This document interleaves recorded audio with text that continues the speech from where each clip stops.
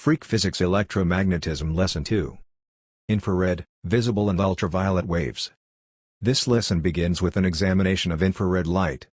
Infrared light is not visible and is a type of radiation causing heat. Infrared light was discovered in 1800 by British astronomer William Herschel. A little higher on the electromagnetic spectrum is visible light. This typically ranges in frequencies of from 380 to 700 nanometers. Red being the longest and violet being the shortest. Above that is ultraviolet light. Ultraviolet light can sterilize surfaces and even damage DNA.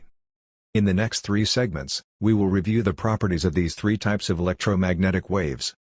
Enjoy. When you use a remote control to change channels on your TV, your remote is using light waves. But this light is beyond the visible spectrum of light you can see. Back in 1800, William Herschel conducted an experiment measuring the temperature changes between the colors of the spectrum, plus one measurement beyond visible red.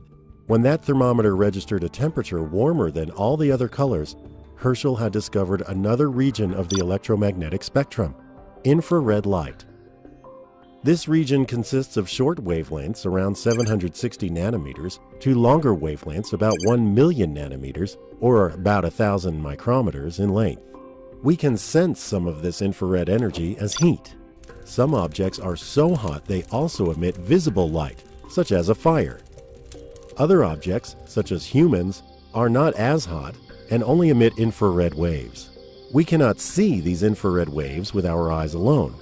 However, instruments that can sense infrared energy, such as night vision goggles or infrared cameras, allow us to see these infrared waves from warm objects like humans and animals. Infrared energy can also reveal objects in the universe that cannot be seen with optical telescopes.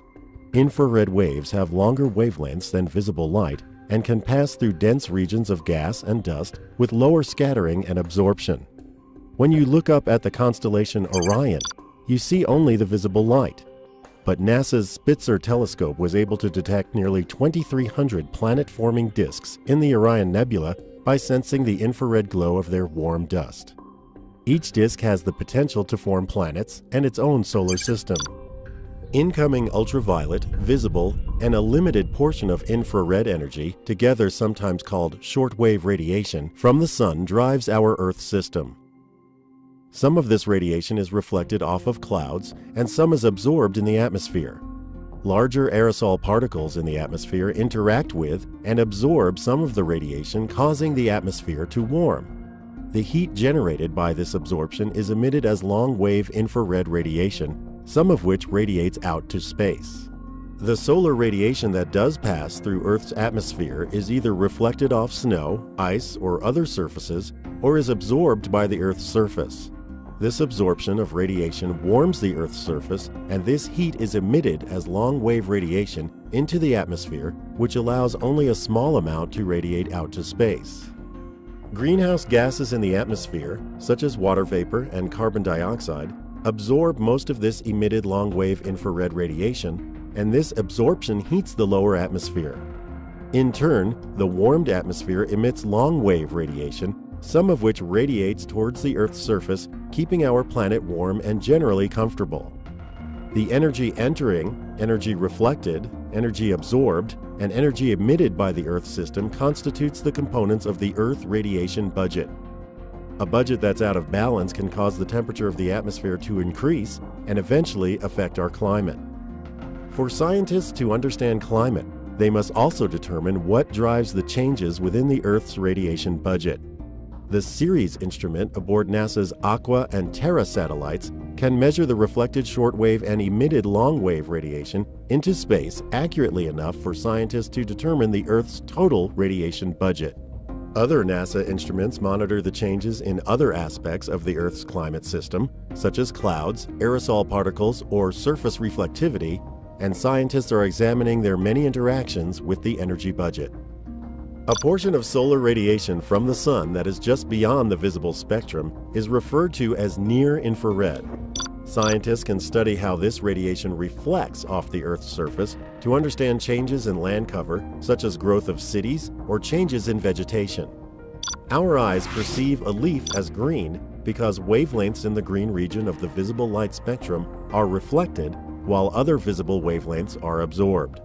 Yet the chlorophyll and the cell structure of the leaf are also reflecting near-infrared light, light we cannot see. This reflected near-infrared radiation can be sensed by satellites, allowing scientists to study vegetation from space. Using these data, scientists can identify some types of trees, can examine the health of forests, and can even monitor the health of vegetation, such as forests infested with pine beetles or crops affected by drought. Studying the emission and reflection of infrared waves helps us to understand the Earth system and its energy budget. Near-infrared data can also help scientists study land cover such as changes in snow, ice, forests, urbanization, and agriculture. Scientists are beginning to unlock the mysteries of cooler objects across the universe such as planets, cool stars, nebulae, and much more using infrared waves. All electromagnetic radiation is light. Visible light is the only part of the spectrum you can see. For all your life, your eyes have relied on this one narrow band of EM radiation to gather information about your world. Though our sun's visible light appears white, it is really the combined light of the individual rainbow colors with wavelengths ranging from violet at 380 nanometers to red at 700 nanometers. Before Isaac Newton's famed experiment in 1665, people thought that a prism somehow colored the sun's white light as it bent and spread a sunbeam. Newton disproved this idea by using two prisms. To show that white light is made up of the bands of colored light, Newton used a second prism to show that the bands of colored light combine to make white light again. Visible light contains important scientific clues that reveal hidden properties of objects throughout the universe. Minute gaps in energy at specific visible wavelengths can identify the physical condition and composition of stellar and interstellar matter. Human eyes aren't nearly sensitive enough to detect these faint peaks, but scientific instruments can. Scientists can learn the composition of an atmosphere by considering how atmospheric particles scatter visible light.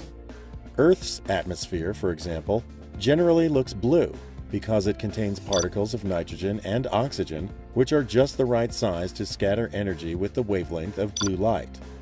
When the sun is low in the sky, however, light travels through more of the atmosphere and more blue light is scattered out of the beam of sunlight before it reaches your eyes. Only the longer red and yellow wavelengths are able to pass through, often creating breathtaking sunsets. When scientists look at the sky, they don't just see blue, they see clues about the chemical composition of our atmosphere. However, visible light reveals more than just composition. As objects grow hotter, they radiate energy with a shorter wavelength, changing color before our eyes.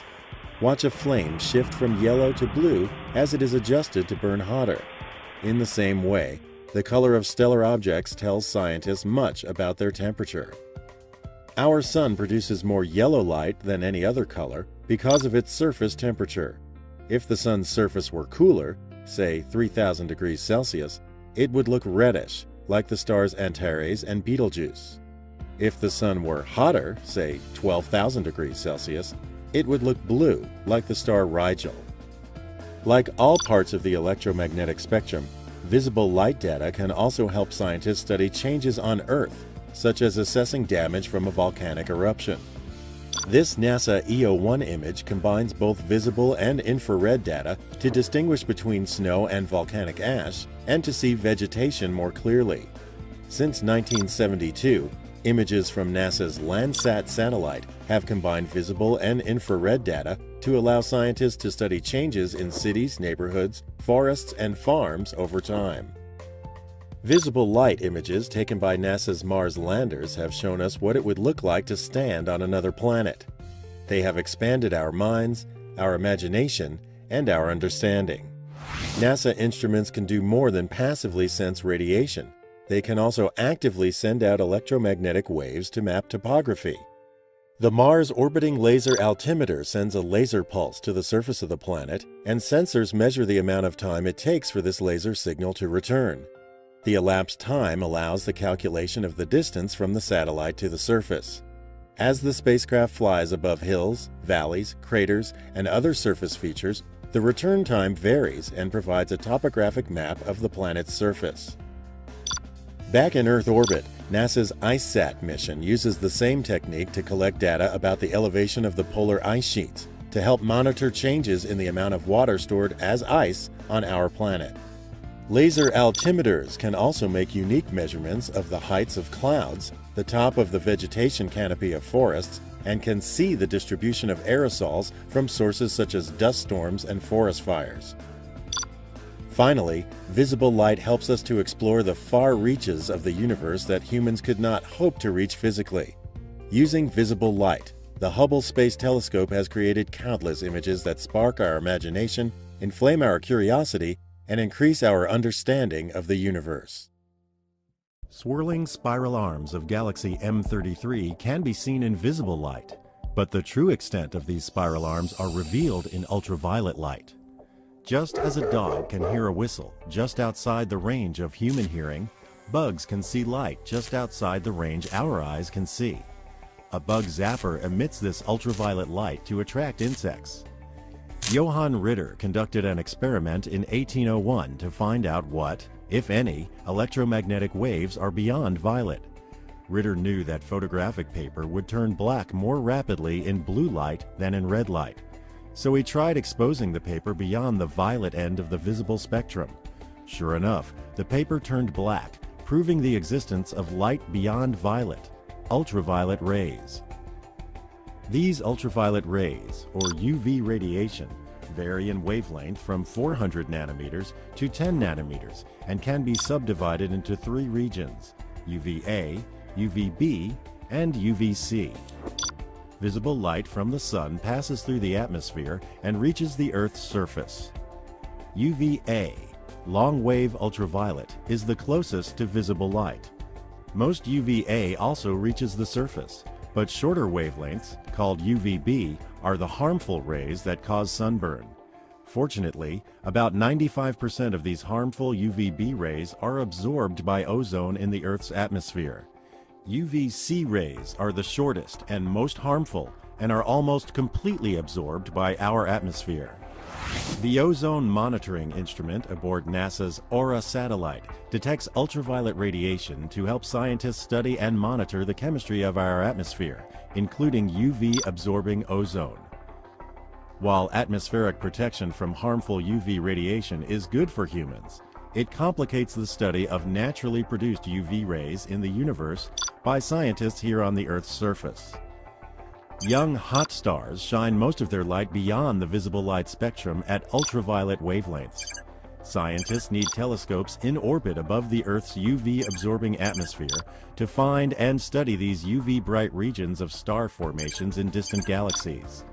New young stars in the spiral arms of galaxy M81 can be seen in this Galaxy Evolution Explorer GALEX image from NASA. Chemical substances, both atoms and molecules, interact with UV light, making this region particularly interesting to scientists. An ultraviolet instrument aboard Cassini has detected hydrogen, oxygen, water ice, and methane in the Saturn system. UV data have also revealed details of Saturn's aurorae.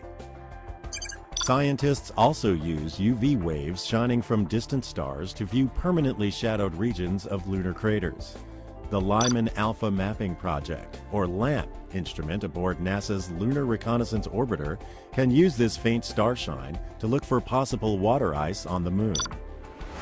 Ultraviolet rays may be harmful to humans, but they are essential to studying the health of our planet's protective atmosphere and give us valuable clues to the formation and composition of distant celestial objects. We hope you enjoyed this video, and for more lessons and videos go to freakphysics.com.